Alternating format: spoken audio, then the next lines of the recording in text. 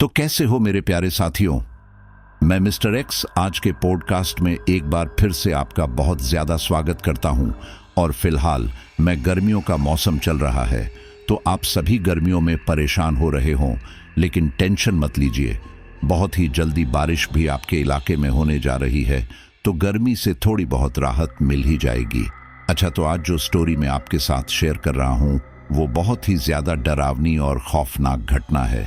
दरअसल आज की जो घटना है वो हमारे साथ शेयर की है एक पैरानॉर्मल इन्वेस्टिगेटर ने, जो अक्सर ऐसी चीजों से हमेशा डील करता है, जिसका नाम है मोहित।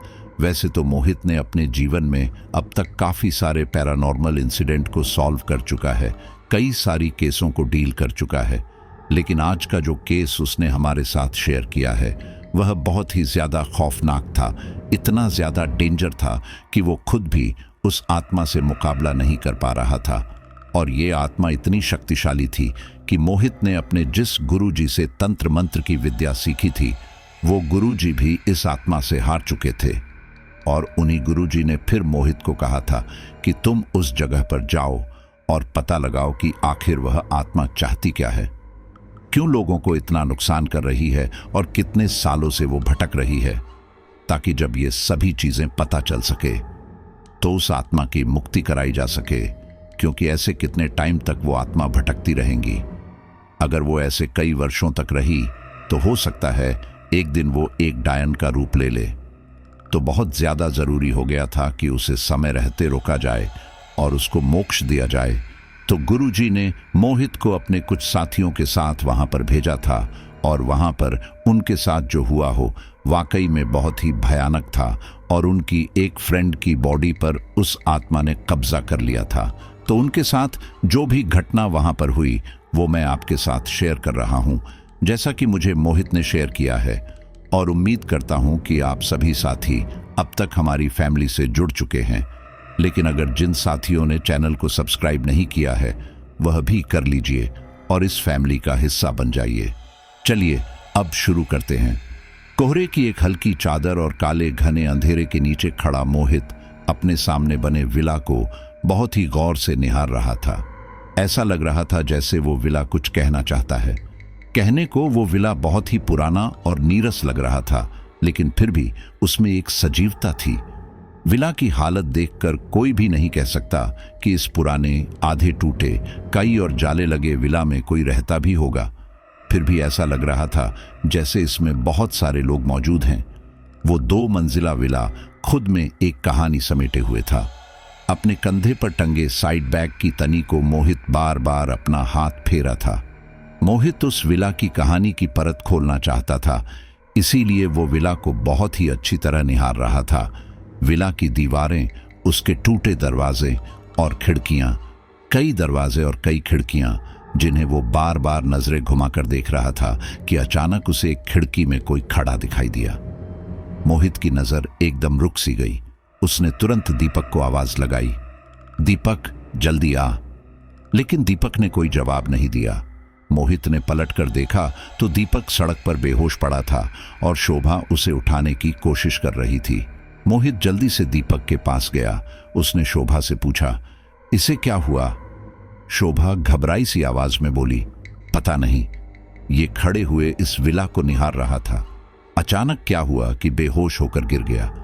ये सुनते ही मोहित ने एक बार उसी खिड़की की तरफ देखा जहां अब कोई नहीं था। मोहित शोभा से कहता है, अपने पास पानी है ना? शोभा कहती है, देखती हूं, शायद गाड़ी में होगा। शोभा पास में खड़ी कार में जाकर पानी की बोतल निकालती है, जिसमें मुश्किल से 2-3 घूंट पानी ही था।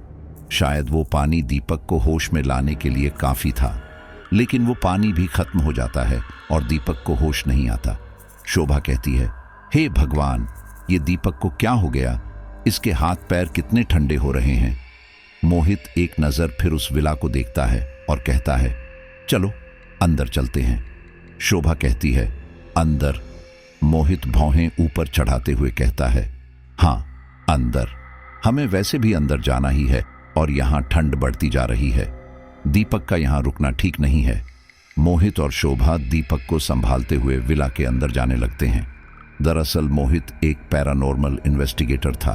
साथ ही वह तंत्र विद्या भी हासिल कर रहा था।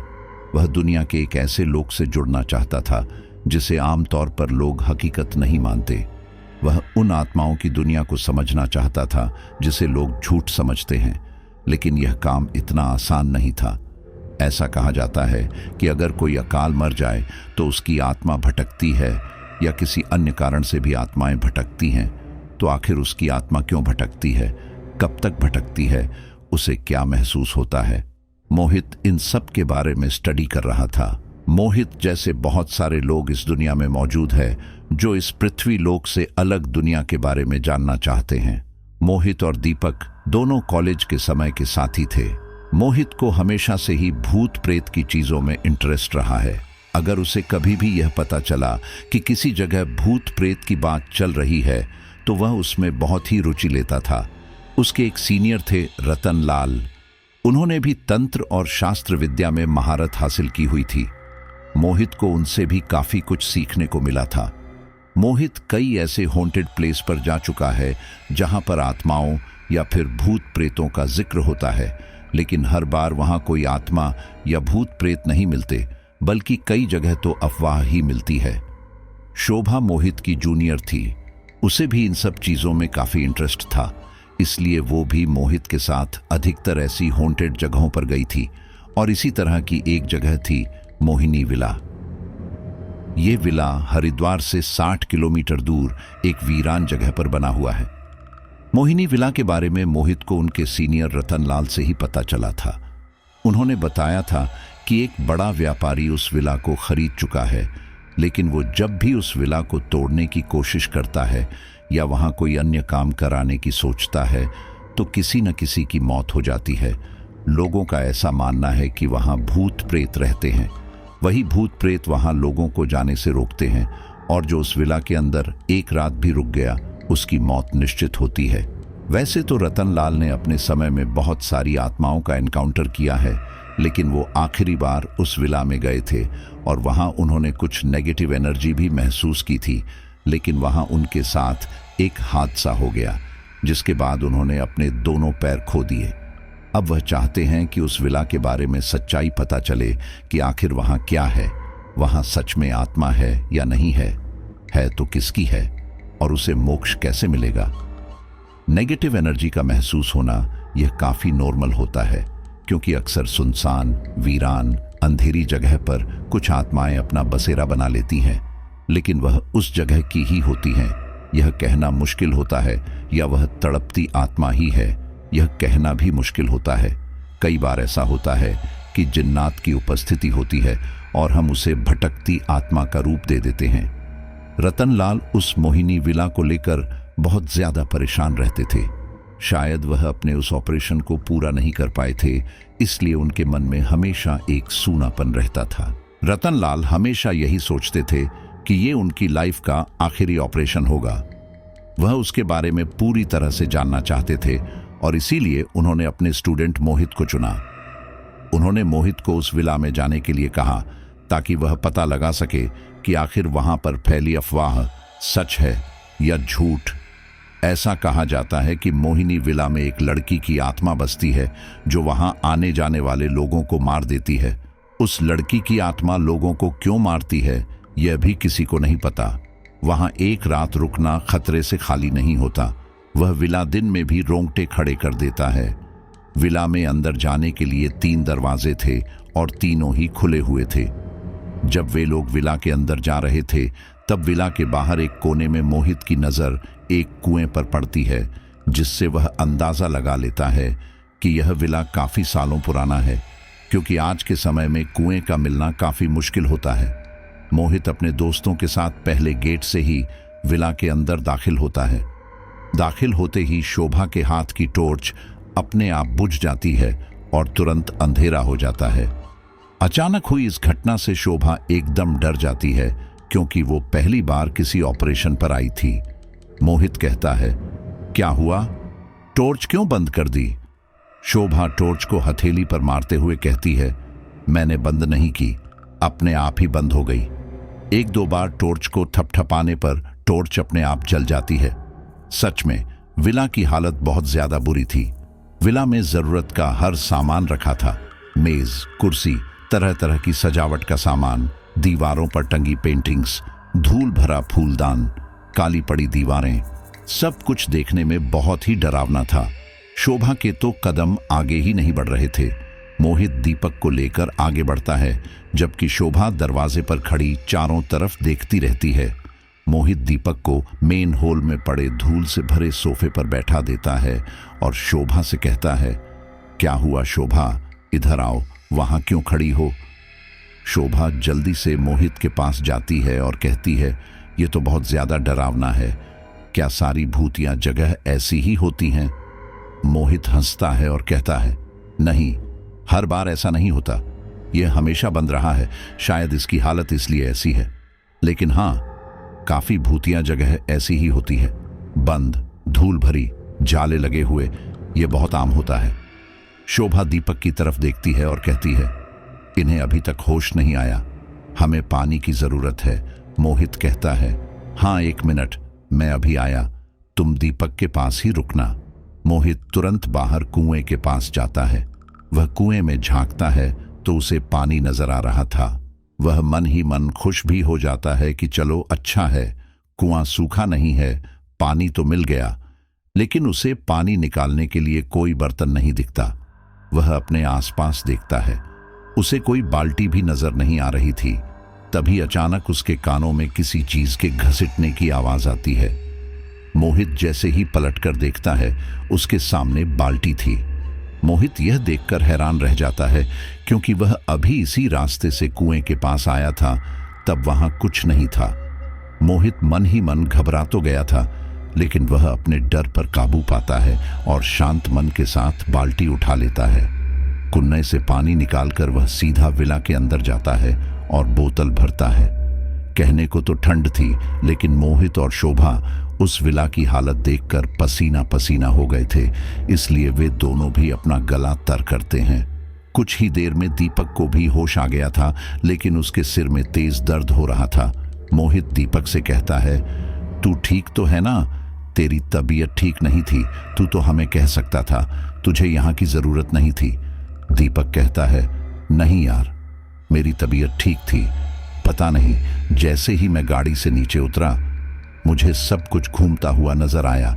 ऐसा लग रहा था जैसे ही विला गोल गोल घूम रहा है और फिर मैं बेहोश हो गया। मोहित कहता है, ठीक है, अब हमें अपना काम शुरू करना चाहिए। दीपक और शोभा हाँ में सिर हिलाते हैं और अपने चारों तरफ देखते हैं। उस समय विला में केवल टॉर्च की रोशनी ही हो रही थी। शोभा ने टॉर्च मेज पर रख दी थी। टॉर्च की रोशनी जहां तक जा सकती थी, वे लोग वहां तक देख रहे थे, लेकिन अभी इन्हें पूरा विला घूमना था, एक एक कमरे को देखना था। मोहित शोभा से कहता है, शोभा, मेरी बात ध्यान से सुनो। आज तुम हमारे साथ पहली बार आई हो, इसलिए मैं तुम्हें कुछ नियम बताना चाहता हूं। उन नियमों को याद रखना और उन पर गौर करना। देखो, सबसे पहला नियम, हो सकता है इस विला में तुम्हें कोई साया दिखाई दे या कोई परछाई दिखाई दे, या हो सकता है तुम बिना बात के डर जाओ, लेकिन तुम्हें अपने मन पर काबू रखना है। तुम्हें अपने डर को दिखाना नहीं है। मैं जानता हूं, हम सब इंसान हैं, हम में कुछ मजबूत है तो कुछ कमजोर, और वैसे भी तुम लड़की हो तो शायद तुम इन चीजों से डर जाओ, लेकिन डरने के बाद भी तुम्हारे चेहरे पर डर नहीं दिखना चाहिए, क्योंकि भूत प्रेत जैसी चीजें हमारे डर को देखकर ही हम पर हावी होती है। अगर तुम इन चीजों से नहीं डरोगी तो यह तुम्हारा कुछ नहीं बिगाड़ सकती। तुम्हें हिम्मत से काम लेना होगा। दूसरा नियम, अगर तुम्हारे सामने ऐसा कुछ भी आता है जो तुम्हें संदिग्ध लगता है या तुम्हें अपने पास किसी के होने का एहसास होता है, तो तुम्हें भगवान को ही याद करना है। देखो, भले ही हम यहाँ पर साइंटिफिक तरीके से भी आत्मा की खोज करेंगे, लेकिन एक बात हमेशा याद रखना कि आत्मा प्राकृतिक चीज है, न कि कोई वैज्ञानिक। इसीलिए इसे कंट्रोल भी प्राकृतिक तौर पर ही किया जा सकता है। तुम अच्छी तरह जानती हो कि मैं तंत्र विद्या भी सीख रहा हूँ। तंत्र विद्या भी साइंस से कहीं ज्यादा आगे की प्रणाली है। तुम अपने मन को काबू में तभी कर पाओगी जब तुम भगवान में विश्वास करती हो। इसलिए तुम्हें डर लगे या तुम्हें लगे कि तुम्हें कुछ नुकसान पहुंचा सकता है तो तुम्हें भगवान को याद करना है, मंत्रों का जाप कर लेना है, या जो भी तुम्हारे इष्ट देवता हैं उन्हें पुकारना है, फिर सब कुछ ठीक होगा। मोहित शोभा को समझा रहा था कि तभी अचानक एक बार फिर टॉर्च अपने आप बंद हो गई और शोभा उछल गई। मोहित बोला, शोभा शोभा रिलैक्स, कुछ नहीं हुआ है, मुझे लगता है टॉर्च में ही कोई दिक्कत है। मोहित अंधेरे में टॉर्च को टटोलने की कोशिश करता है, लेकिन ये क्या, मोहित के हाथ टॉर्च नहीं लगती है। मोहित अंधेरे में पूरी मेज पर हाथ घुमाकर देख लेता है, लेकिन उसके हाथ टॉर्च नहीं लगती। वह सोचता है शायद टॉर्च नीचे गिर गई है, लेकिन अंधेरे में वह कैसे ढूंढता। वह अपने बैग से दूसरी टॉर्च निकलता ही है। इतने में ही एक बार फिर टॉर्च की रोशनी जलती है, लेकिन इस बार रोशनी मेज या उसके आसपास से नहीं, बल्कि विला के एक कमरे के दरवाजे से आती है। जैसे ही सबकी नजर दरवाजे पर पड़ती है, सब हैरान रह जाते हैं, क्योंकि इनकी टॉर्च दरवाजे की चौखट पर पड़ी थी। सब एक दूसरे को हैरानी से देखने लगते हैं। शोभा कहती है, मोहित, ये टॉर्च तो यहां थी, क्या तुमने? मोहित कहता है, अरे नहीं, मैं तो यहीं बैठा हूं। दीपक, क्या तू था? दीपक कहता है, अरे मैं अंधेरे में यार, मुझे तो लगता है ये कुछ ज्यादा ही हॉन्टेड प्लेस है। मोहित कहता है, जो भी है, हमें यहाँ की आत्मा को एनकाउंटर करना होगा, हमें उसका सामना करना ही होगा। मोहित धीरे धीरे जलती हुई टॉर्च के करीब जाता है और कहता है, यहां कौन है? जो भी है, सामने आओ। मोहित के यह कहते ही शोभा जल्दी से दीपक के पास आकर खड़ी हो गई। दीपक ने कहा, अरे मैडम, इतना डरने से काम नहीं चलेगा, थोड़ी तो हिम्मत दिखाओ। शोभा अजीब सा मुंह बनाकर दीपक के पास से हटकर मोहित के पास खड़ी हो गई। मोहित इस स्थिति को अच्छी तरह समझ सकता था, इसलिए उसने शोभा का हाथ पकड़कर उसका हौसला बढ़ाया। कुछ देर तक जब सब कुछ शांत रहा, तब मोहित ने दीपक से कहा, दीपक, इंफ्रारेड थर्मामीटर निकालो। दीपक सोफे के पास देखता है, लेकिन वहां बैग नहीं था। दीपक कहता है, बैग शायद गाड़ी में ही है। मोहित कहता है, हम तुम्हें उठाने के चक्कर में बैग लाना भूल ही गए, क्या तुम लेकर आ सकते हो? दीपक कहता है, हाँ, मैं अभी आया।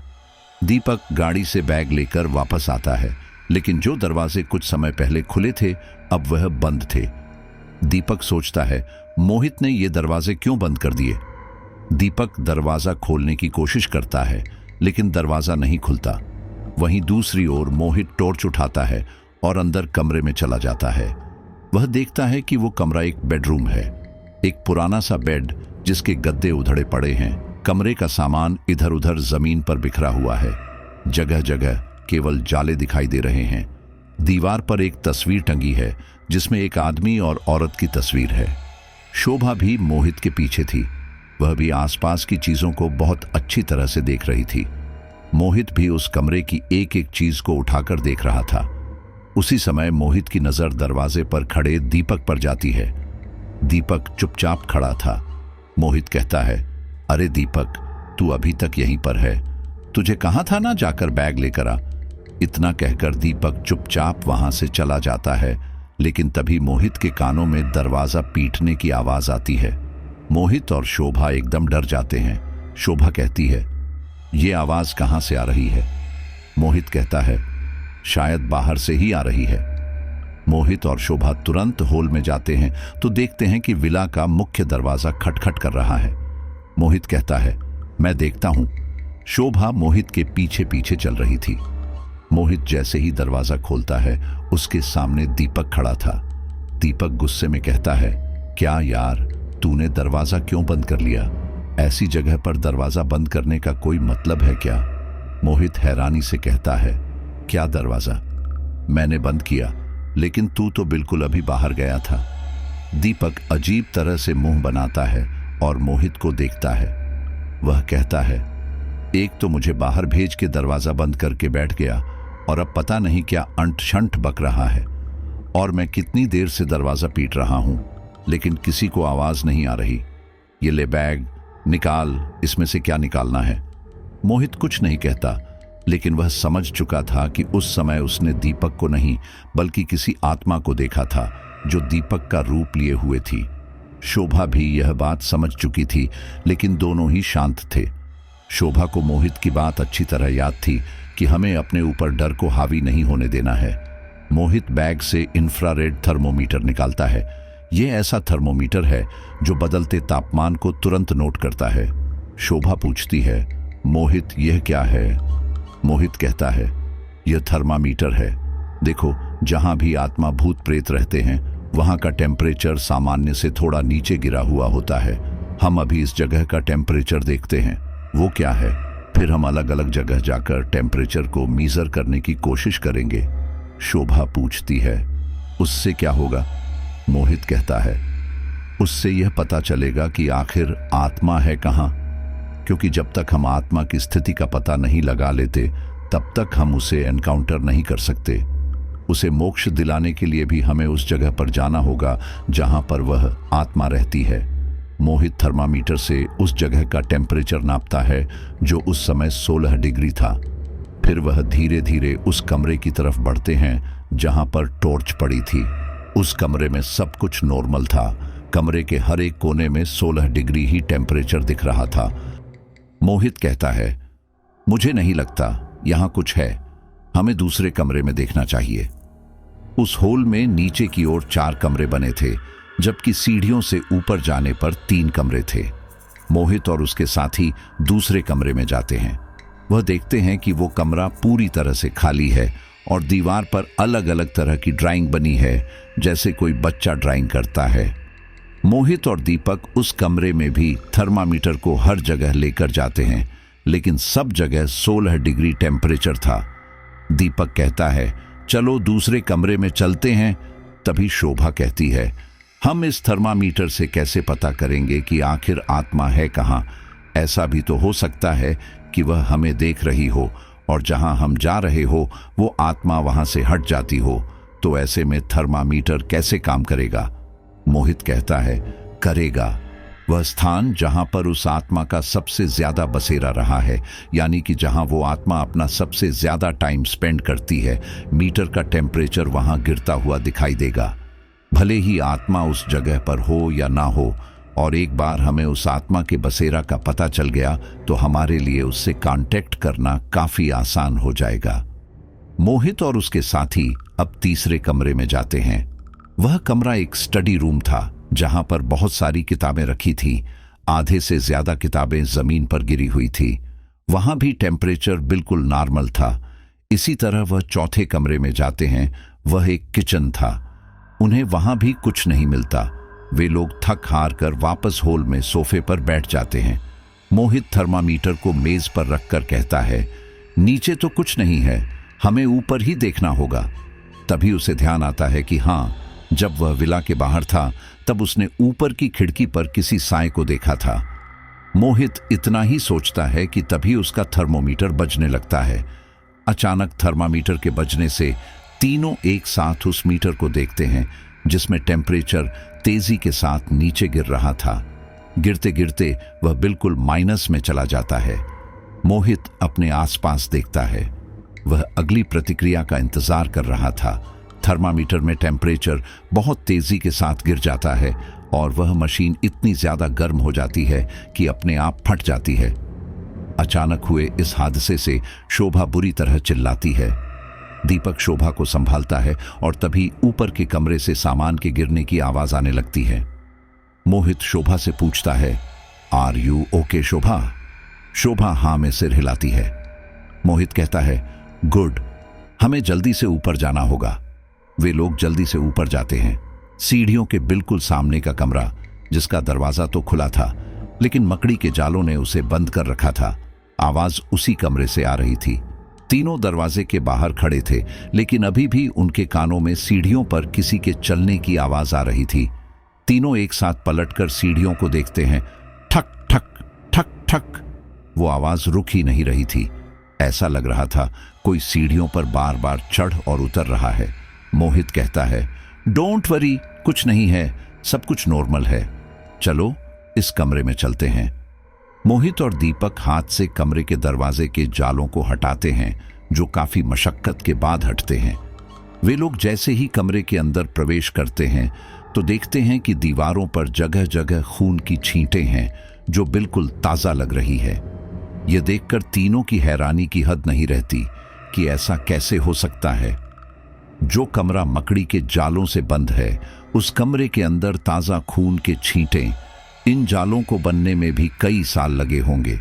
उन ताज़े खून के छींटें और दुर्गंध को महसूस करके शोभा के चेहरे पर डर पैदा होने लगा। मोहित कहता है, शोभा, तुम्हें मेरी बात याद है ना? शोभा कहती है, हाँ मोहित, मुझे याद है। उस कमरे में भी एक बेड पड़ा था जिसका काफी बुरा हाल था। उस पर भी खून के काफी सारे धब्बे लग रहे थे। मोहित टॉर्च से जब उन धब्बों को देखता है तो धीरे धीरे वो लाल धब्बे काले धब्बों में बदलते जा रहे थे। वहीं दूसरी ओर शोभा को ऐसा एहसास होता है जैसे किसी ने उसका हाथ पकड़ा। शोभा ने तुरंत अपना हाथ झटका और अपने बराबर में देखा। वहां कोई नहीं था। शोभा ने धीरे से कहा, मोहित, अब क्या? मोहित अपने कंधे से बैग उतारता है और एक काला धागा निकालता है। वह उस काले धागे पर कुछ पढ़ता है। इसके बाद वह दीपक के बैग को लेता है और उसमें से 4 कीलें निकालता है। मोहित काले धागे को थोड़ा थोड़ा तोड़कर 4 कीलों में बांध रहा था। इसी बीच शोभा की नजर कमरे में रखे आईने पर पड़ती है। वह पाती है कि उस आईने में वह बेहद खूबसूरत लग रही है। वह धीरे धीरे उस आईने के करीब जाती है और जैसे ही वह बिल्कुल करीब पहुंचती है तो एकदम डर जाती है, क्योंकि उसके कंधे पर उसे बेहद डरावनी लड़की बैठे दिखाई देती है जिसके पैरों से खून बह रहा था। हाथों के नाखून बहुत बड़े थे। चेहरा बालों से ढका हुआ था, लेकिन शोभा चीख नहीं पाती और जमीन पर गिरकर बेहोश हो जाती है। उसके गिरते ही मोहित और दीपक का ध्यान शोभा की ओर जाता है। दीपक घबरा कर कहता है, ओ माय गॉड, शोभा को क्या हो गया? मोहित तुरंत अपना काम छोड़कर शोभा को संभालता है। दीपक शोभा के मुंह पर पानी की बूंदें छिड़कता है, जिससे शोभा एकदम अजीब ढंग से आंखें खोलती हैं। इस तरह अजीब ढंग से शोभा के आंखें खोलने पर दीपक भी घबराकर थोड़ा पीछे हट जाता है। शोभा खांसने लगती है। वह थोड़ा पानी मांगती है। मोहित कहता है, शोभा, अपने आप को संभालो। इस तरह से कमजोर पड़ने से कुछ काम नहीं बनेगा, हमारी जान पर भी बन सकती है। दीपक शोभा को पास में रखी कुर्सी पर बैठा देता है और मोहित की मदद करने लगता है। अचानक उस कमरे की खिड़की खुल जाती है और एक बार फिर मोहित का ध्यान उस साए पर चला जाता है जिसे उसने विला के बाहर से देखा था। वह समझ जाता है कि यही वह कमरा है जहां आत्मा बसती है। मोहित दीपक से कहता है, दीपक, जल्दी से हथौड़ी निकाल कर दो। दीपक जल्दी से एक छोटी हथौड़ी निकालकर मोहित को देता है। मोहित उन कीलों को कमरे के चारों कोनों में गाड़ने वाला था, लेकिन जैसे ही वह पहली कील गाड़ने की कोशिश करता है, दीवार से खून बहने लगता है। दीपक यह देखकर घबरा जाता है। वह कहता है, मोहित, मुझे तो यह जगह ज्यादा डेंजर लग रही है, क्या करें? यहां से निकल चले? मोहित कहता है, नहीं, हम ऐसा नहीं करेंगे। हम रतन लाल जी को क्या जवाब देंगे कि हम खाली हाथ वापस आ गए? वो यह बात अच्छी तरह जानते हैं कि इस विला में एक दुष्ट आत्मा का वास है। हम उनसे यह भी नहीं कह सकते कि यहाँ कोई आत्मा मिली ही नहीं, क्योंकि वह यहाँ आ चुके हैं। और मैं उनसे झूठ भी नहीं कह सकता कि मैंने उस आत्मा को हमेशा के लिए समाप्त कर दिया। मोहित और दीपक बातें कर ही रहे थे कि उस कमरे की खिड़की जोर जोर से खटखट करके बजने लगी। और हैरत की बात यह थी कि ना बाहर हवा चल रही थी, ना कमरे में कोई हवा चल रही थी, लेकिन फिर भी वह खिड़की अचानक बुरी तरह खटखट करने लगी। मोहित और दीपक उस खिड़की को बहुत ही गौर से देखते हैं, लेकिन जैसे ही मोहित की नज़र कुर्सी पर बैठी शोभा पर पड़ती है, वह शोभा को देखकर हैरान रह जाता है। शोभा अजीब तरह से मुस्कुरा रही थी। उसकी आंखों में एक शैतानी चमक थी। मोहित को अब डर लगने लगता है। वह सोचता है कि शोभा तो हल्की सी आहट से भी डर रही थी और अब इन खिड़कियों को देखकर हंस रही है। मोहित घबराते हुए शोभा की तरफ बढ़ता है और तभी विला के बाहर से किसी लड़की के चीखने की आवाज आती है। मोहित शोभा की तरफ न बढ़ते हुए अब सीधा खिड़की की तरफ जाता है। दीपक भी खिड़की से दूसरी ओर झांकता है। वो चीखें लगातार आ रही थी, लेकिन उन्हें कोई भी दिखाई नहीं दे रहा था। दीपक कहता है, ये आवाज तो बाहर से ही आ रही है। मोहित कहता है, वो आत्मा जागृत हो चुकी है, अब हमें जल्दी से उसे नियंत्रित करना होगा, वरना बहुत बुरा हो सकता है, वो हमें नुकसान पहुंचा सकती है। मोहित अपने बैग से तंत्र मंत्र के कुछ सामान निकालने लगता है कि तभी उसकी नजर कुर्सी पर पड़ती है जहां पर अब शोभा नहीं थी। मोहित हैरानी से कहता है, दीपक, शोभा कहाँ गई? दीपक भी हैरानी से कुर्सी की तरफ देखता है और कहता है, पता नहीं, वो तो अभी यही थी। मोहित कहता है, अरे उसे ढूंढो, उसकी जान खतरे में है। मोहित और दीपक जल्दी से बाहर जाते हैं तो वह देखते हैं कि शोभा तो नीचे खड़ी है और किचन की तरफ जा रही है। मोहित शोभा को आवाज लगाता है, शोभा रुको, कहाँ जा रही हो? शोभा झटके से मोहित की तरफ देखती है और दोबारा एक लंबी स्माइल देती है, जिसे इस बार दीपक ने भी देखा था। शोभा तो मुस्कुराकर सीधे किचन में चली जाती है, लेकिन मोहित और दीपक एक दूसरे का चेहरा देखते रह जाते हैं।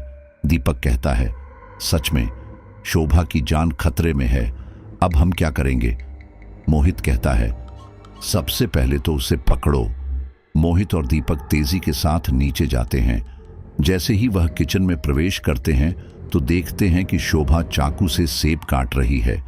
यह देखकर मोहित और दीपक दोनों हैरान रह जाते हैं कि इतने पुराने विला में एक ताजा सेब क्या कर रहा है।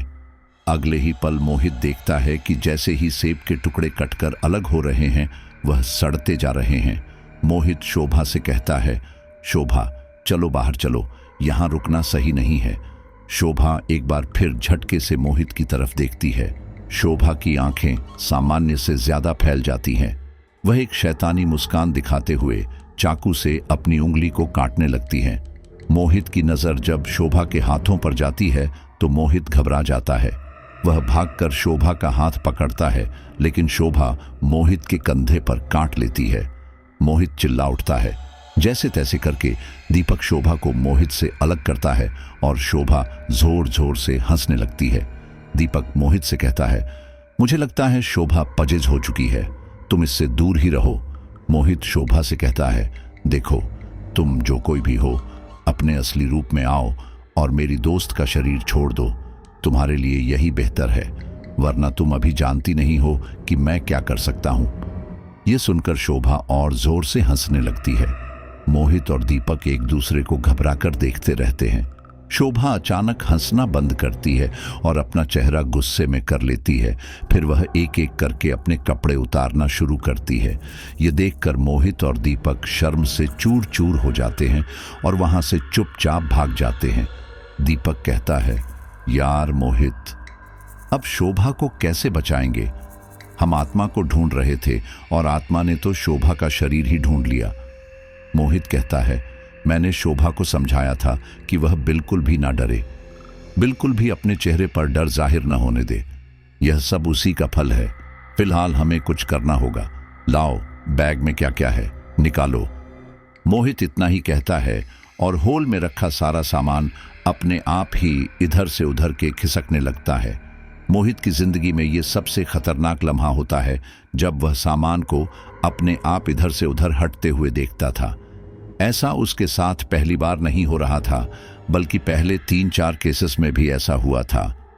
हालांकि मोहित को इन सब की आदत थी, लेकिन फिर भी हर बार एक नया डर बना रहता था, क्योंकि वह नहीं जानता था कि कौन सी आत्मा कितनी ज्यादा शक्तिशाली है। मोहित इस बार भी हिम्मत से काम ले रहा था। वह सामान को अनदेखा करते हुए बैग से एक नीले कांच की बोल को निकालता है। वह उस बोल के साथ कुछ तांत्रिक क्रिया करने वाला था, लेकिन तभी दीवार से सटी मेज पर रखा एक फूलदान हवा में उड़ता हुआ आता है और तुरंत ही मोहित के हाथ की उस बोल को तोड़ देता है। मोहित इस वार के लिए तैयार नहीं था, इसलिए वह काफी हैरान हो जाता है। वह दीपक से कहता है, दीपक, ये जो कोई भी है काफी शक्तिशाली है। मुझे लगता है हमें पहले इस विला से बाहर ही निकलना होगा। दीपक कहता है, मैं भी तो तुमसे यही कह रहा था। मोहित कहता है, चलो जल्दी से बाहर चलते हैं। वे लोग जैसे ही विला के बाहर जाने की कोशिश करते हैं, विला के दरवाजे अपने आप बंद हो जाते हैं और साथ ही शोभा के चिल्लाने की आवाज आती है, मोहित, दीपक, बचाओ, मुझे बचाओ। शोभा की आवाज किचन से ही आ रही थी। मोहित और दीपक जल्दी से किचन में जाते हैं तो देखते हैं कि वहां शोभा है ही नहीं। मोहित कहता है, अरे शोभा तो यही थी ना। मोहित ने इतना कहा ही था कि एक बार फिर शोभा की आवाज आती है, मोहित मुझे बचाओ, मैं मर जाऊंगी। इस बार आवाज ऊपर के कमरे से आ रही थी। दीपक और मोहित कुछ सोचते समझते नहीं है और तुरंत ऊपर उसी कमरे में जाते हैं जहां पर उन्हें खून के छींटें दिखाई दी थी। वे लोग देखते हैं कि शोभा कमरे की खिड़की में, जो कि बिल्कुल फ्रंट की तरफ थी, बाहर की ओर पैर करके बैठी है। शोभा उस समय बिल्कुल निर्वस्त्र थी। मोहित और दीपक को समझ नहीं आता कि अब वह क्या करे, अपनी नजरों को झुकाए रखें या फिर शोभा को बचाएं। मोहित कहता है, शोभा यह तुम क्या कर रही हो? उधर पैर क्यों किए हैं? देखो इधर आ जाओ, यह सही नहीं है, नीचे गिर जाओगी। शोभा कोई जवाब नहीं देती। मोहित अपनी जैकेट उतारता है और धीरे धीरे शोभा की तरफ बढ़ता है। दीपक धीरे धीरे अपने कदम पीछे करने लगता है और कमरे से बाहर जाने लगता है। इधर मोहित शोभा से बात करने की कोशिश करता है। वह कहता है, देखो मैं जानता हूं तुमने मेरी दोस्त के शरीर में वास कर लिया है। मैं तुम्हें अभी भी वार्निंग देता हूं कि तुम इसके शरीर को छोड़ दो। देखो तुम मुझे बताओ कि तुम्हें क्या चाहिए, तुम क्यों परेशान हो, क्यों यहां आने वाले लोगों को मार देती हो, तुम कौन हो, बताओ मुझे। तभी शोभा एक गुर्राती हुई आवाज में कहती है, नहीं बताऊंगी, मैं कौन हूं। यह सुनने के बाद मोहित को यह कंफर्म हो जाता है कि आत्मा एक फीमेल है। वह आगे कहता है, लेकिन क्यों? तुम्हें बताना होगा तुम्हारे साथ क्या हुआ था, आखिर तुम्हारी आत्मा इतनी परेशान क्यों है। शोभा अपने दोनों पैर वापस अंदर की तरफ मोड़ती है। मोहित शोभा का चेहरा देखकर हैरान रह जाता है, क्योंकि उसके चेहरे पर कई जगह कट के निशान थे, होंठ और मुंह खून भरा हुआ था, बाल बुरी तरह से बिखरे और रुखे थे। एक पल को तो मोहित को यह लगा ही नहीं कि यह लड़की शोभा ही है। उस आत्मा ने कुछ ही देर में शोभा का इतना बुरा हाल कर दिया था, लेकिन अगले ही पल मोहित अपनी नजर नीचे कर लेता है, क्योंकि उसे शोभा को देखने में शर्म भी आ रही थी और ये देखते ही शोभा मुस्कुराने लगती है। शोभा गुस्से में कहती है, नजरें नीचे क्या करता है, ऊपर देख, आ मेरे करीब, मैं तेरा नाश करूंगी। मोहित को समझ नहीं आता कि अब वह क्या कहे। वह नजरें झुकाए हुए ही कहता है, देखो तुम ये अच्छा नहीं कर रही हो, मैं अभी भी कहता हूं इसके शरीर को छोड़ दो। शोभा कहती है, नहीं छोड़ूंगी, कर ले जो करना है। इतना कहते ही शोभा तुरंत उल्टे होकर ही खिड़की से नीचे गिर जाती है। मोहित चीखता हुआ उसको बचाने जाता है और जैसे ही वह नीचे देखता है तो पाता है कि शोभा हवा में लटकी हुई है और मोहित को देखकर जोर जोर से हंस रही है। मोहित यह देखकर अपने दिल को थाम लेता है। वह बहुत बुरी तरह घबरा गया था और फिर अचानक शोभा का शरीर झटके से नीचे गिर जाता है, लेकिन तभी दीपक शोभा को पकड़ लेता है। मोहित की जान में जान आती है। मोहित अपनी जैकेट ऊपर से ही नीचे फेंक देता है। दीपक तुरंत शोभा के शरीर को ढकता है। अब मोहित भी जल्दी से नीचे की तरफ जाता है। वह देखता है कि दरवाजे खुले हुए हैं, लेकिन जैसे ही वह खुद दरवाजे के बाहर जाने की कोशिश करता है, दरवाजे बंद हो जाते हैं। मोहित गुस्से में अपने पैर पटकता रह जाता है। दूसरी तरफ से दीपक भी दरवाजा खोलने की कोशिश कर रहा था, लेकिन वो कुछ नहीं कर पा रहा था। मोहित हिम्मत करके दोबारा अपने बैग में हाथ डालता है। इस बार वह एक रुद्राक्ष की माला निकालता है और अपने सीधे हाथ में लपेट लेता है। मोहित अपने जूते उतारकर नंगे पैर जमीन पर खड़ा हो जाता है। वह अपने शरीर की एक अजीब मुद्रा बनाता है, जैसे किसी के आगे नतमस्तक हो रहा हो। साथ ही साथ वह मंत्रों का जाप करता है, लेकिन तभी विला का मुख्य दरवाजा अपने आप खुलता है और दीपक जमीन में अपने आप ही घसीटता हुआ होल के अंदर आ जाता है। मोहित की नजर जैसे ही बाहर पड़ती है, वह देखता है कि बाहर बहुत जोर से आंधी आ रही है। अगले ही पल दरवाजा अपने आप बंद हो जाता है। मोहित दरवाजा खोलने की कोशिश करता है, लेकिन दरवाजा नहीं खुलता। तब दीपक की आह मोहित का ध्यान अपनी तरफ आकर्षित करती है। मोहित जब भी कोई तांत्रिक क्रिया करने जा रहा था, तभी कुछ ना कुछ ऐसा हो जाता था कि उसे अपनी क्रिया रोकनी पड़ती थी। इस बार वह दीपक के सिर से निकलते खून को साफ करने लगता है। दीपक कहता है, शोभा शोभा ऊपर है, वह हमें मार देगी। मोहित कहता है, क्या वह अपने आप ऊपर? दीपक कहता है, हाँ, मैंने उसे पकड़ लिया था। जैसे ही मैंने उसे जैकेट पहनाई, उसने मुझे जोर से धक्का दिया और खुद हवा में उड़ती हुई वापस खिड़की पर जा बैठी। मैं तेरे पास आने के लिए खड़ा ही हुआ था कि तभी एक अदृश्य शक्ति मुझे खींचती हुई इस घर के अंदर ही ले आई। मोहित कहता है, समझ नहीं आ रहा कि इस आत्मा को काबू में कैसे करूं। मैं जब भी कोई क्रिया करने जाता हूं, ये तभी टांग अड़ा देती है। मोहित और दीपक ये सोच ही रहे थे कि आखिर अब क्या करें कि तभी उनके कानों में चूड़ियों के टूटने की आवाजें आने लगती हैं। देखते ही देखते सीढ़ियों से बहुत सारी चूड़ियां टूट टूट कर नीचे की तरफ गिरती है। मोहित और दीपक जब ऊपर की ओर देखते हैं तो उन्हें कोई भी नजर नहीं आता। दीपक कहता है, मोहित, तू इन सब पर ध्यान मत दे, जो काम करने का है वो कर। हमारा ध्यान बांटने के लिए ही इस तरह की घटनाएं कर रही है। मोहित हाँ में सिर हिलाता है और एक बार फिर उसी मुद्रा में खड़ा हो जाता है। वह लगातार किसी मंत्र का जाप कर रहा था। इस बीच उसे विला के अंदर से अलग अलग तरह की आवाजें आने लगती हैं, जैसे चूड़ियों के टूटने की आवाज है, फल सब्जियों के कटने की आवाज, गिलास गिरने की आवाज। लेकिन इस बार मोहित अपना ध्यान नहीं भटकाता। वह लगातार मंत्रों का उच्चारण जारी रखता है। तभी ऊपर के कमरे से शोभा गुस्से में नीचे आती है। वह अजीब तरह से चल रही थी। उसके पैर आधे टेढ़े होकर इधर उधर चल रहे थे। ऐसा लग रहा था कि वह ना चाहते हुए भी नीचे आ रही है। जब शोभा सीढ़ियों की ग्रिल को पकड़ी हुई थी, तब वह बदली हुई आवाज में बोलती है, कौन है तू? चला जा यहां से, मेरी बेटी को छोड़ दे। मोहित इसका कोई जवाब नहीं देता। वह अपने मंत्रों को जारी रखता है। शोभा एक बार फिर कहती है, चला जा यहां से, नहीं तो मैं तुझे मार दूंगी। शोभा की आवाज में एक बेबसी थी। शोभा की यह आवाज कुछ देर पहले की आवाज से अलग थी। ऐसा लग रहा था कि शोभा के शरीर में अब शायद किसी और की आत्मा भी निवास कर गई है। इस बात ने मोहित का ध्यान भटकाया तो था, फिर भी मोहित ने अपने मंत्रों का उच्चारण छोड़ा नहीं था।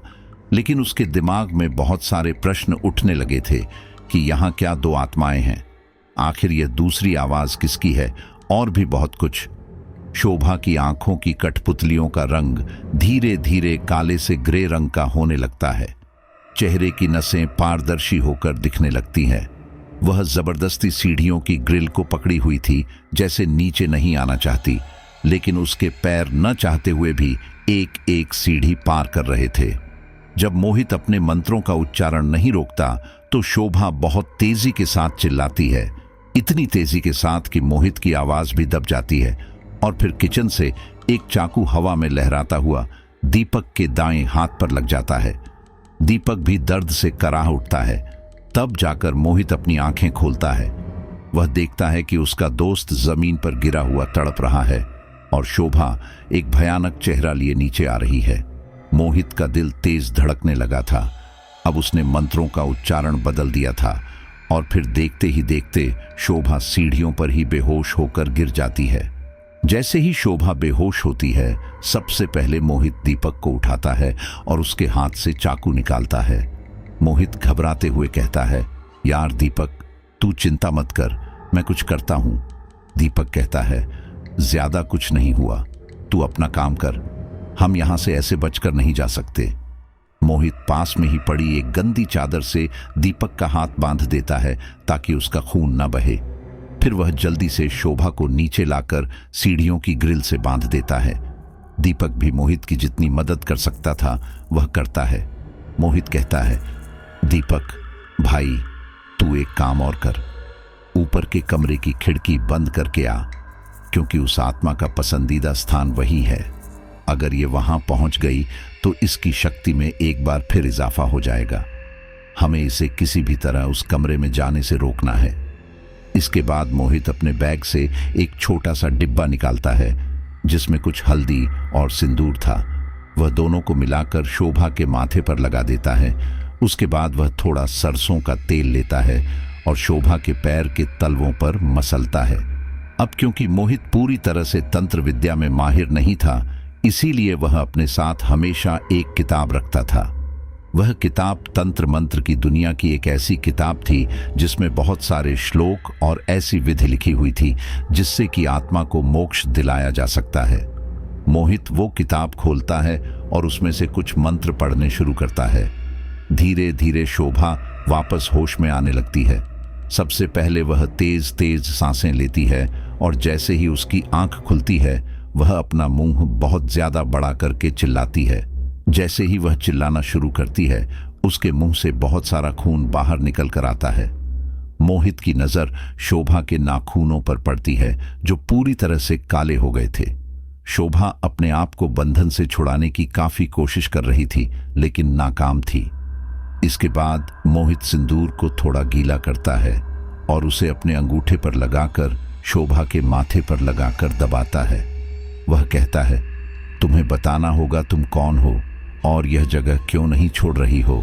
जो शोभा अभी तक बुरी तरह चिल्ला रही थी अब वह रोने लगती है, धीरे धीरे शांत होने लगती है। उसका शरीर भी सामान्य होने लगता है। शोभा अपनी सामान्य सी आवाज में कहती है, मैं मोहिनी हूं, मोहिनी बत्रा। यह विला मेरा है। इसे मेरे पापा ने मेरे लिए ही बनवाया था। शहर से दूर इस शांति भरे माहौल में यह विला अपने समय के सबसे खूबसूरत विला में से एक था। मैं अपने परिवार के साथ यहाँ अक्सर गर्मियों में समय बिताने आती थी। इसके अलावा पापा के एक बहुत करीबी दोस्त रामविलास यहाँ की देखभाल करते थे। वह पास के ही गांव के जमींदार के बेटे थे। इस विला की देखभाल के बदले मेरे पापा रामविलास को अच्छी खासी तनख्वाह दिया करते थे। यह विला शुरू से विला नहीं था बल्कि यह मेरे परदादा के जमाने की हवेली थी। लेकिन जब परिवार में मेरा जन्म हुआ तब मेरे दादाजी ने यह हवेली मेरे पिताजी के नाम कर दी। हमारे परिवार में संतानों में कई पीढ़ियों बाद एक लड़की ने जन्म लिया था। पोती के जन्म की खुशी में मेरे दादाजी ने इस हवेली को मेरे पिताजी के नाम कर दिया था। लेकिन वो हवेली पुराने जमाने की थी, उसमें आज के जैसे नई चमक नहीं थी। इसीलिए मेरे पिताजी ने हवेली का कुछ हिस्सा तुड़वाकर इसे विला बनाने की सोची और उन्होंने बनाया भी और मुझे पसंद भी बहुत आया। मैं अधिकतर गर्मियों में ही यहाँ समय बिताने के लिए आती थी। मुझे वो साल आज भी अच्छी तरह से याद है। उस साल मैं हमेशा की तरह अपने परिवार के साथ गर्मियों में समय बिताने के लिए नहीं आई थी, बल्कि वो ठंड का समय था। मेरी कुछ महीनों से तबीयत ठीक नहीं थी। मुझे टीबी हो गया था और इसलिए डॉक्टर ने मुझे प्रकृति के बीच रहने की सलाह दी थी। मैं जितनी शुद्ध वायु लेती मेरी बीमारी उतनी ही जल्दी ठीक होती। इसीलिए पापा ने मुझे कुछ महीनों के लिए यहाँ भेज दिया। लेकिन अचानक हमें ठंड के समय यहाँ पाकर रामविलास जी के चेहरे पर चिंता जाहिर हुई। उस समय हम उनकी चिंता की वजह समझ नहीं पाए। हमें लगा शायद साफ सफाई ठीक तरीके से नहीं की होगी, इसलिए हमें अचानक देखकर घबरा गए। लेकिन कौन जानता था कि आगे क्या होने वाला है। इतना कहकर शोभा चुप हो जाती है। मोहित शोभा से पूछता है, क्या हुआ था, क्या हुआ था तुम्हारी और तुम्हारी मां के साथ? शोभा कहती है, हम दोपहर के समय यहां पहुंचे थे। फ्रेश होने के बाद मैं और मेरी मां सो गए और जब हमारी आंख खुली तो अंधेरा हो चुका था। मां ने रामविलास जी से खाने का इंतजाम करने के लिए कहा था। रामविलास विला से बाहर खाने बनाने का सामान लेने चला गया। उसे गए हुए 2 घंटे हो चुके थे, वह अभी तक लौटा नहीं था। मुझे और मेरी मां दोनों को ही उनकी चिंता हुई। मेरी मां ने मुझसे कहा, पता नहीं रामविलास को कुछ हो तो नहीं गया? मैंने अपनी मां से कहा, वह तो अच्छे भले लग रहे थे, हो सकता है किसी और काम में लग गए हो। आप परेशान मत हो, वह आ जाएंगे। लेकिन तभी दरवाजे पर किसी की दस्तक हुई। बाहर दरवाजे पर डोरबेल लगी हुई है, लेकिन फिर भी किसी ने विला के दरवाजे को पीटा। मैंने मां से कहा, लो आ गए चाचा। मैं जल्दी से दरवाजा खोलने गई। बाहर देखा तो 2 आदमी थे और वे आपस में हंसकर बातें कर रहे थे। लेकिन जैसे ही उन दोनों आदमियों ने मुझे देखा, उनके चेहरे की हंसी गायब हो गई। वे मुझे बहुत ही गौर से देखने लगे। मैं भी उन दो अनजान लोगों को देखकर थोड़ी हैरान थी। कुछ देर में शांत रही कि शायद वे लोग अपना परिचय दें, लेकिन उन्होंने मुझसे ही सवाल किया कि रामविलास कहाँ है। मैंने कहा, वो तो बाहर हैं, सामान लेने गए हैं, लेकिन आप लोग कौन हैं? उनमें से एक आदमी जिसका नाम सतीश था वह बोला, मैं सतीश हूँ, रामविलास का दोस्त हूँ, और यह कैलाश है। हमें रामविलास से मिलना है, यहाँ की देखभाल वही करता है ना? मैंने कहा, हाँ। इतने में ही मेरी माँ भी आ गई और उन दोनों के बारे में पूछने लगी, तो मैंने बता दिया कि चाचा के जानने वाले हैं। यह सुनने के बाद कि ये दोनों रामविलास जी के जानने वाले ही हैं, मेरी माँ ने उन दोनों को अंदर बुला लिया और कुछ देर इंतजार करने के लिए कहा। लगभग 15 मिनट बाद रामविलास भी घर आ गया। रामविलास उन दोनों को देखकर हैरान हुआ। रामविलास ने कहा, अरे सतीश, कैलाश, तुम दोनों यहां? रामविलास थोड़ा घबराया हुआ था। सतीश ने कहा, हां, हम यहां से गुजर रहे थे, हमने सोचा तुझसे मिलते चले। ये सुनते ही हमारी नजर घड़ी पर पड़ी, जो उस समय रात के 10 बजा रही थी। हमें ये बात थोड़ी अटपटी लगी कि गांव के माहौल में रात के 10 बजे भला कौन किसके घर जाता है। खैर, हमने इस बात पर ज्यादा गौर नहीं किया। रामविलास किचन में खाना बनाने में व्यस्त हो गया। मैं और मेरी माँ बाहर हॉल में ही खाने का इंतजार करने लगे। मैं सोफे पर बैठी थी और सोफे से किचन के अंदर का सारा नजारा साफ दिखाई देता था। उस समय मैं सोफे पर बैठे एक मैगजीन पढ़ रही थी, लेकिन अचानक मेरी नजर किचन में गई तो मैंने देखा कि सतीश मुझे घूर रहा है। जैसे ही मेरी नजर सतीश की नजरों से टकराई, सतीश ने नजर चुरा ली और थोड़ा साइड हो गया। मुझे उस समय थोड़ी घबराहट हुई, लेकिन मैंने माँ से कुछ नहीं कहा। खाना बनने में थोड़ा समय था। माँ किसी काम के लिए वापस अपने कमरे में गई। एक बार फिर मेरी नजर घड़ी पर गई। रात के 11 बज चुके थे। अब मुझे सतीश और कैलाश थोड़े संदिग्ध लगे। किसी के भी घर रात इतने समय तक रुकना, यह मुझे ठीक नहीं लगा। मैं तुरंत माँ के पीछे उनके पास गई और उनसे इस बारे में कहा, तो माँ ने भी कहा कि हाँ बेटा, बात तो तुम्हारी ठीक है, मैं रामविलास इस बारे में बात करूंगी, लेकिन अभी इन लोगों को यहां से जाने दो। मेरा इतना कहना ही था कि तभी कैलाश की आवाज आई, अरे भाभी जी, खाना तैयार है, बाहर आ जाओ। मैं और मेरी माँ बाहर चले गए। सोफे पर सतीश बैठा था और गंदी नजर से मुझे निहार रहा था। हम लोग डाइनिंग टेबल पर बैठ गए, लेकिन पता नहीं किचन में रामविलास और कैलाश आपस में क्या खुसुर फुसुर कर रहे थे। कुछ देर बाद सतीश भी किचन में चला गया। सतीश के पीछे दबे कदमों से मैं भी किचन के बाहर खड़ी हो गई। फिर मैंने सुना, अरे यार, थोड़ी सी दवा डाल दे, कुछ नहीं होगा, इन्हें पता भी नहीं चलेगा। रामविलास कहता है, नहीं, मैं ऐसा नहीं कर सकता। अगर किसी को पता चल गया तो अनर्थ हो जाएगा। मैं तुम पर भरोसा नहीं कर सकता। कैलाश कहता है, बस एक रात की बात है, कल तो हमसे गलती हो गई थी, हमने तुझसे कल भी माफी मांगी थी। हम आज के बाद होश हवास में ये सब करेंगे, तू हमारी बात का यकीन कर। रामविलास कहता है, नहीं, मैं यकीन नहीं कर सकता। मुझे वैसे ही कल रात से नींद नहीं आई है। उस लड़की की लाश अभी भी पीछे वाली हवेली में पड़ी है। तुमने उसे भी अभी तक ठिकाने नहीं लगाया। अगर भाभी ने देख लिया तो क्या होगा? यह सुनते ही मेरे होश उड़ गए। लाश, पीछे किसी की लाश पड़ी थी और हमें खबर तक नहीं थी। मैंने आगे की कोई बात नहीं सुनी। मैं तुरंत मम्मी के पास गई और उनसे कहा, मम्मी, इन्हें बाहर निकालो, यह लोग सही नहीं है। मेरे चेहरे पर डर के साथ चिंता भी थी, लेकिन मेरी ये आवाज सतीश और कैलाश ने सुन ली थी। वे लोग तुरंत बाहर आए। उन्हें देखकर मैं और भी ज्यादा डर गई और उन पर चिल्लाने लगी, चले जाओ यहां से, निकलो हमारे घर से। यह सुनते ही रामविलास भी बाहर आ गया और मुझे समझने लगा, लेकिन मैंने उसके थप्पड़ मार दिया और कहा, तुम सब निकलो यहां से, निकलते हो या फिर पुलिस को बुलाऊं? इतना कहकर मैंने फोन उठाया ही था कि तभी सतीश ने मुझे पकड़कर दूर धक्का दे दिया।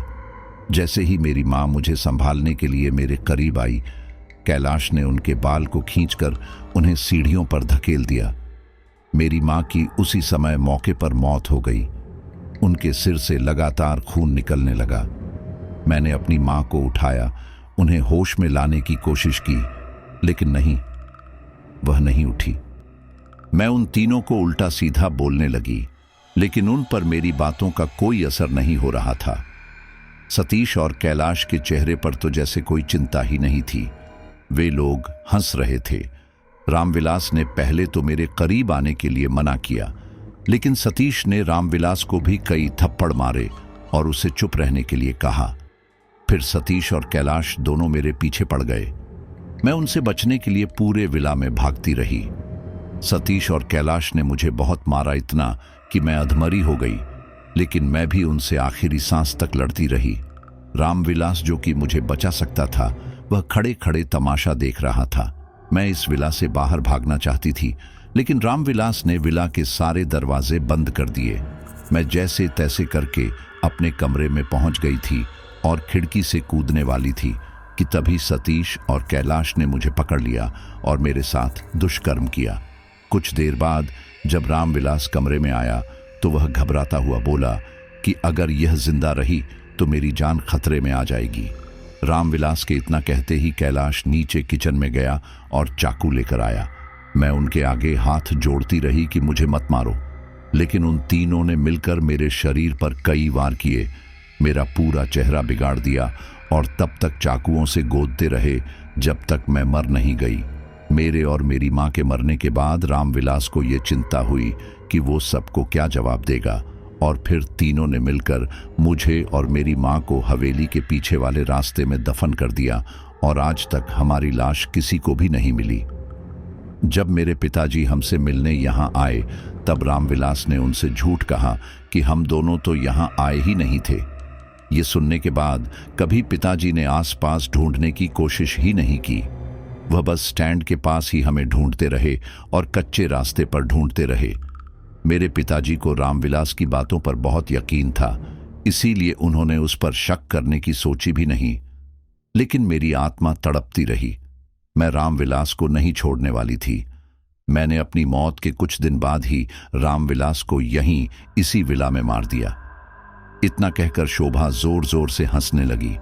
उसके हंसते ही विला के दरवाजे और खिड़कियां अपने आप खुलने और बंद होने लगे। मोहित ने पूछा, रामविलास की मौत पर तुम्हारे पिताजी ने क्या किया? तब तो उन्हें कुछ शक हुआ होगा। शोभा ने कहा, नहीं, मेरे पिताजी बहुत बेवकूफ इंसान थे। उन्हें लगा रामविलास को किसी चोर डकैत ने मार दिया है। पुलिस में कंप्लेंट की। पुलिस ने भी यह सोचकर फाइल को बंद कर दिया, किसी चोर ने रामविलास को मार दिया है। और फिर धीरे धीरे आसपास के इलाकों में चोर डकैतों की संख्या बढ़ भी रही थी।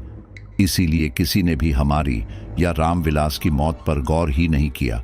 जंगलों के बीच बना यह विला जितना खूबसूरत पहले था, आज उतना ही डरावना है, और इसे डरावना रामविलास ने बनाया है। जैसे मैंने रामविलास को मार दिया, वैसे ही मैं यहां आने वाले किसी भी शख्स को नहीं छोड़ती, किसी को भी नहीं। मोहित कहता है, लेकिन इस तरह तुम्हारा बदला थोड़ी पूरा होगा। तुम आखिर कब तक इस तरह भटकती रहोगी? इससे अच्छा है कि मोक्ष की प्राप्ति कर लो। शोभा गुस्से में कहती है, नहीं, मैं इस दुनिया को छोड़कर नहीं जाऊंगी।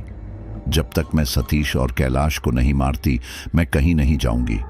मोहित कहता है, सतीश और कैलाश को मारकर क्या तुम यह विला छोड़ दोगी? मोहिनी गुस्से में कहती है, नहीं, यह विला मेरा है, मैं इसे कभी नहीं छोड़ूंगी। मोहित कहता है, देखो, उन्हें उनके किए की सजा उन्हें बिल्कुल मिलेगी। जो जैसा करता है वैसे जरूर भरता है। तुम भगवान पर भरोसा रखो, उनके साथ भी बुरा होगा। तभी शोभा की आंखों में आंसू आ जाते हैं और वह रोते हुए कहती है, मैंने किसका बुरा किया था जो मेरे साथ बुरा हुआ? मुझे किसका फल मिला था? मैं 21 साल की एक साधारण सी लड़की थी जो अपने सपने जीना चाहती थी, ऊंचाइयों पर जाना चाहती थी। बीमारी ने मुझे घेर लिया था। उस बीमारी से लड़ने के लिए मैं यहां आई थी, लेकिन यहां तो मुझे सतीश और कैलाश ने मार दिया। ये विला कितने प्यार से मुझे मेरे पापा ने बना कर दिया था ताकि मैं यहां अच्छी यादें सजो सकूं, लेकिन यहां मुझे मार दिया गया। मोहित कहता है, तुम्हारे पिताजी से मैं बात करूंगा। मैं उन्हें तुम्हारी कहानी बताऊंगा। कौन है तुम्हारे पिताजी और कहाँ हैं? शोभा गुस्से में कहती है, मेरे पिताजी तो कब का इस विला को बेचकर विदेश चले गए। वह दोबारा लौटे ही नहीं, और बस तब से यह विला कभी कोई खरीद लेता है तो कभी कोई। डर की वजह से कोई यहाँ रहता नहीं है, लेकिन सतीश और कैलाश भी कभी नहीं आए। मुझे उन्हें मारना है और अपना बदला पूरा करना है। शोभा और मोहित की इन बातों के बीच दीपक की नजर दरवाजे पर पड़ती है, जो कि उस समय खुला हुआ था। वह हाथ में टॉर्च लिए चुपचाप से विला से बाहर खिसक जाता है। मोहित कहता है, देखो, मैं तुम्हारे पापा को नहीं जानता, लेकिन मैं अपनी तरफ से पूरी कोशिश करूंगा कि पता लगा सकूं कि आखिर वो कहाँ है। लेकिन तुम इस दुनिया को छोड़कर चली जाओ। देखो, यहां तुम्हें केवल कष्ट ही मिलेगा। अच्छा यही है कि तुम यहां से अपने लोक वापस चली जाओ। शोभा गुस्से से मोहित की तरफ देखती है और गोल गोल आंखें घुमाने लगती है। अब मोहित को भी उसे देखकर डर लग रहा था। धीरे धीरे विला के अंदर ठंड बढ़ती जा रही थी। तभी मोहित की नजर दीपक पर पड़ती है, जो उस समय विला में नहीं था। मोहित सोच में पड़ जाता है कि आखिर दीपक कहाँ भाग गया।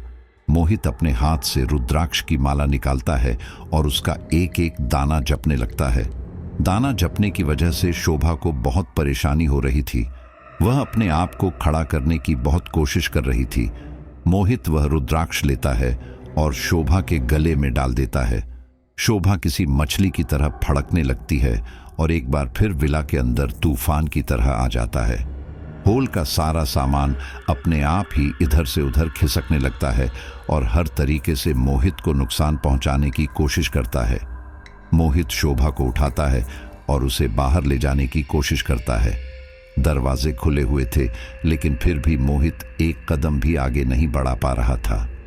मोहित बार बार शोभा को होश में लाने की कोशिश भी कर रहा था, लेकिन कोई फायदा नहीं हो रहा था। मोहिनी की आत्मा बहुत शक्तिशाली थी। मोहित उसे कंट्रोल नहीं कर पा रहा था। अब उसे समझ नहीं आ रहा था कि वह अगला हथकंडा कौन सा अपनाए। हार कर वह वापस विला में ही आ जाता है। वह शोभा को जमीन पर लेटा देता है और खुद वो किताब देखने लगता है, जिसमें बहुत सारी तांत्रिक क्रियाओं के मंत्र लिखे हुए थे। अंत में उसे एक ऐसी क्रिया मिल जाती है जिससे ऐसी दुष्ट आत्मा को खत्म किया जा सकता है। लेकिन उसमें एक परेशानी थी। मोहिनी की आत्मा को शांत करने के लिए उसकी अस्थियों को जलाया जाना जरूरी था। मोहित बेचारा विला से बाहर नहीं जा पा रहा था कि जाकर मोहिनी की अस्थियां ढूंढ कर ला पाता। फिर भी मोहित बाहर जाने की लाख कोशिश करता है। अचानक सब कुछ शांत हो जाता है, लेकिन मोहित जानता था कि यह शांति असली शांति नहीं है। इसके पीछे कोई तूफान छुपा है। एक बार फिर मोहित शोभा के करीब जाता है और उसे उठाने की कोशिश करता है, लेकिन अगले ही पल शोभा झटके से मोहित का गला पकड़ लेती है और दबाने लगती है। मोहित को काफी हैरानी होती है कि रुद्राक्ष पहनने के बावजूद भी इस आत्मा पर कोई असर नहीं हो रहा। वह सोच में पड़ जाता है कि आखिर ये आत्मा कितनी ज्यादा शक्तिशाली है। वो यह बात अच्छी तरह समझ जाता है कि रतनलाल जी के साथ यहाँ जो हादसा हुआ था वह महज कोई इत्तेफाक नहीं था, बल्कि मोहिनी का ही किया कराया था। इधर शोभा की पकड़ बहुत मजबूत थी। जैसा कि मोहित ने शोभा को नियम बताए थे कि उसे मुसीबत के समय अपने इष्ट देवता को याद करना है या कोई भी ऐसा मंत्र जपना है जो उसे ताकत देता हो, मोहित भी वही करता है। वह मन ही मन अपने इष्ट देवता को याद करता है और दर्द में भी अपने मन में मंत्रों का जाप जारी रखता है। ऐसा करने से वह शोभा की पकड़ को ढीला कर देता है और एक बार फिर विला से बाहर जाने के लिए भागता है। लेकिन तभी सामने दीपक आ जाता है। दीपक को देखकर मोहित की जान में जान आती है। दीपक एकदम अंदर आ जाता है। मोहित दीपक से कहता है, तू अंदर कैसे आ गया? मैं बाहर नहीं जा पा रहा था। और तेरे हाथ में ये पोटली कैसी है? दीपक कहता है, इस पोटली में इस मोहिनी की अस्थियां हैं। अब देर मत कर, जला दे इसे और खत्म कर इस खेल को। दरअसल दीपक ने मोहिनी की पूरी कहानी सुनी थी। वह यह बात अच्छी तरह जानता था कि अगर किसी भी तांत्रिक क्रिया से मोहिनी वश में नहीं हुई तो अंत में इसकी अस्थियां ही काम आएंगी, क्योंकि मोहिनी का एक अंश वही बचा है। इसीलिए दीपक मौका लगते ही बैग लेकर विला से बाहर भाग जाता है और सीधा हवेली के पीछे वाले रास्ते पर जाता है। जब दीपक वहां पहुंचता है तो टॉर्च से इधर उधर कोई संदिग्ध स्थान ढूंढने की कोशिश करता है। दीपक अपने बैग से एक जीपीआर मशीन निकालकर जमीन में चलाता है तो तुरंत उसे हड्डियों का पता चल जाता है। जीपीआर मशीन एक प्रकार की इलेक्ट्रॉनिक मशीन है जो चट्टानों या जमीन के अंदर दबी हड्डियों के बारे में बता देती है। जब दीपक कुछ स्थानों को खोदता है तो उसे कई स्थान से कुछ हड्डियां मिलती हैं। उनमें से कुछ तो जानवरों की लग रही थी, लेकिन एक हड्डी का ढांचा ऐसा था जो बिखरा पड़ा था और इंसान का लग रहा था। वह और थोड़ा खोदता है, तब जाकर उसे एक इंसानी खोपड़ी भी मिलती है, जिससे उसे यह कंफर्म हो जाता है कि यह मोहिनी का कंकाल हो सकता है। इसके अलावा वह थोड़ी देर और मशीन का उपयोग करता है, तब उसे एक हड्डियों का ढांचा और मिलता है, जिससे वह अंदाजा लगाता है कि शायद यह मोहिनी की मां का कंकाल होगा। दीपक उन सभी हड्डियों को अपनी जैकेट में बांध कर ले आया था। फिलहाल दीपक ने मोहित का आधा काम आसान कर दिया था। अब बस मोहित को उन हड्डियों को जलाना था। मोहित कहता है, भाई ये तूने बहुत अच्छा किया, वरना मुझे लगा था आज मैं यहां फंस ही गया। चल जल्दी से हमें इन हड्डियों को ऊपर के कमरे में लेकर जाना होगा, हम हड्डियों को वहीं जलाएंगे। दीपक उन हड्डियों को और अपने बैग को उठाता है और सीढ़ियों के ऊपर जाता है। इस बीच अचानक कोई उसका पैर पकड़कर नीचे की तरफ खींचता है और वह सीढ़ियों से नीचे गिर जाता है, जिससे हड्डियां भी चारों तरफ बिखर जाती हैं। तभी मोहित जल्दी जल्दी वह हड्डियां बटोरता है। दीपक भी अपने आप को संभालता है और हड्डियों को बटोरने में मोहित की मदद करता है। उस समय विला से बुरी तरह चिल्लाने और रोने की आवाज आने लगती है, जो मोहित और दीपक के कानों में सुइयों की तरह चुभ रही थी। मोहित कहता है, दीपक इन आवाजों पर ध्यान मत दे, तू सीधे कमरे में जा। आधी हड्डियां दीपक ले जाता है और आधी मोहित लेकर जाता है। उसके बाद भगवान का नाम लेकर मोहित उन हड्डियों को जलाने की कोशिश करता है, लेकिन माचिस की तीली लगाने पर उन हड्डियों में आग नहीं लगती। फिर मोहित अपना दूसरा हथकंडा अपनाता है। वह तांत्रिक क्रिया द्वारा एक ऐसी अग्नि प्रज्वलित करता है जिसको बुझना आसान नहीं होता। जैसे ही आग एक हड्डी को पकड़ती है, वैसे ही दीपक अन्य सारी हड्डियां उस अग्नि में डाल देता है। आग जितनी ज्यादा ऊंची उठ रही थी, चीखों की आवाज उतनी ही ज्यादा तेज होती जा रही थी। देखते ही देखते जब सारी हड्डियां राख हो गई, तब आसपास का माहौल भी बिल्कुल शांत हो गया। मोहित और दीपक उस ठंड भरी रात में पसीने से नहा रहे थे। सब कुछ शांत होता देख मोहित और दीपक को शोभा का ख्याल आता है। वे लोग भागकर नीचे जाते हैं तो देखते हैं कि शोभा को भी होश आ गया है, लेकिन उसका शरीर बहुत ज्यादा कमजोर हो गया है और इसकी वजह यही थी कि उसके अंदर किसी आत्मा ने वास कर लिया था। फिलहाल वह धीरे धीरे रिकवर हो जाएगी। मोहित और दीपक उन हड्डियों की राख को अपने पास रख लेते हैं ताकि आने वाले कल में उसे गंगा में प्रवाहित कर सकें। उस विला की आत्मा को मुक्त कराने के बाद मोहित यही नहीं रुकता। वह रतन लाल जी से मिलता है और उसके बाद उस व्यापारी से भी मिलता है जिसने इस विला को खरीदा था, और इसी तरह वह कई लोगों से मिलता है जो इस विला से संबंधित थे, और अंत में उसे सतीश और कैलाश के बारे में भी पता चलता है। लेकिन मोहित अब उन्हें सजा नहीं दिला सकता था, क्योंकि दोनों की ही मौत हो गई थी। कुछ साल पहले सतीश शराब पीकर गाड़ी चला रहा था, जिस वजह से उसका एक्सीडेंट हो गया था, और कैलाश को कैंसर की बीमारी हो गई थी, जिस वजह से अब वह इस दुनिया में नहीं है। यह तो सच है कि जो जैसा करता है वैसा भरता है, लेकिन आज भी मोहित के कानों में मोहिनी के वो शब्द बोलते हैं कि मैंने किसका बुरा किया था जो मेरे साथ यह सब हुआ। सच में यह एक प्रश्न है कि अच्छे लोगों के साथ बुरा क्यों होता है। मोहित कभी कभी इस आत्मा परमात्मा की दुनिया से दूर जाना चाहता है, लेकिन जब भी उसने इन सब चीजों से दूर जाने की कोशिश की है तो उसे अपने जीवन में कमी महसूस हुई है। उसे ऐसा लगता है कि हम तुम जैसे आम इंसानों की कहने और सुनने वाले तो बहुत हैं, लेकिन उन आत्माओं की कौन सुनता है जो बेचारी भटक रही हैं, कुछ वजह से और कुछ बेवजह से।